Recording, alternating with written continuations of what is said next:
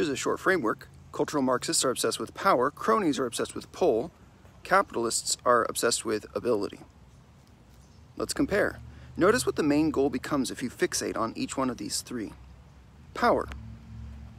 Power, and by this I mean physical force, means the ability to use physical force on other people in order to restrict their actions. Make them follow your directives or suffer imprisonment if you refuse. Cultural Marxists believe that most differences in wealth, success, and happiness are due to an unjust allocation of power. They seek to address this injustice by taking control of the nation's political structure. Cultural Marxists are not the only ones that would try to do that, by the way. Pay attention to the Christian nationalists, the neo-Puritan nanny state advocates. Now let's talk about pull.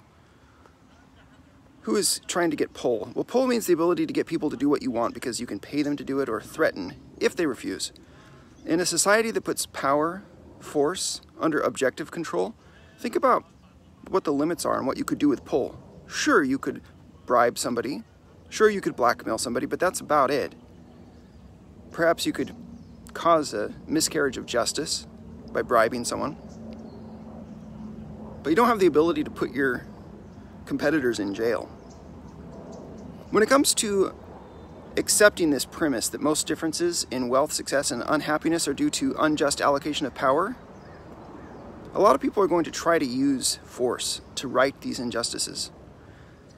But as a classical liberal, what I believe is that we ought to use force only in retaliation, only in a controlled way, in a way that is objective, defined by the law, a way that retaliates against those who have initiated force.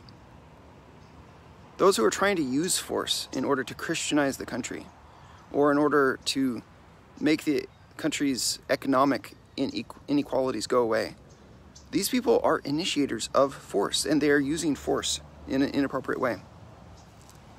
And there are dangers when that happens. Once a society organizes itself on the principle of using force to eliminate all injustices, for example, all inequalities or past harms, those in control of society and in control of the laws, the regulations, the courts are going to have power over every individual's fate. Historically, that's never been a good thing.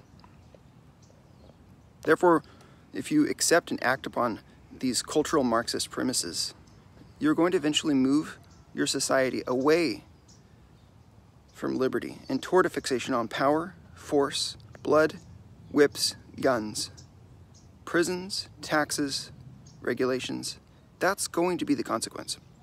Political power will be the only way to thrive in a society of that kind, a society that rejects the principle of liberty and individual rights. To live, to flourish in such a society, you're going to have to position yourself as the powerful leader, the one who's collecting the sacrifices to bestow upon all those victims who say that need constitutes a claim on others. Or you must position yourself as the recipient. I am the victim, and then you can live off of the nanny state. Now let's talk about the final option, which is those who are fixated on the issue of ability. So in the scenarios that I've been describing, who pays? Who is sacrificed? Well, that would be any man who chooses to produce a value. The cronies who do not produce value want to be the ones redistributing value. The cultural Marxists who do not produce value simply mooch or loot. But only the man of ability can produce value. It is the man of ability that the cultural Marxists and the cronies are set on destroying. When they do so, they will no longer be able to leech off of him, and this will also result in their destruction. But they are not concerned about that. What the cronies want is power for power's sake without looking at long-term consequences of their policies. When asked about long run, Keynes deflected, "In the long run, we are all dead." Who can be bothered to leave an inheritance to his children's children, I suppose? You have a choice to make. Will you conceive of social relationships as being primarily about the quest for power over other people? Will you conceive of your way of interacting with people online, say on Twitter or on YouTube, primarily as an issue of dominating other people and having power, growing your influence, growing your audience and your funding base? Will you try to convince yourself that differences in wealth, success, and happiness are mainly due to differences in power and that therefore you ought to be the one that is handing out the power? Will you promote policies that, if acted on, will actually tend to bring about the exact horrifying state of affairs that I've been discussing, with pull and force becoming your only remaining means of survival? Do you want to live in that world? Or instead, will you realize that each man must make his own wealth, success, and happiness?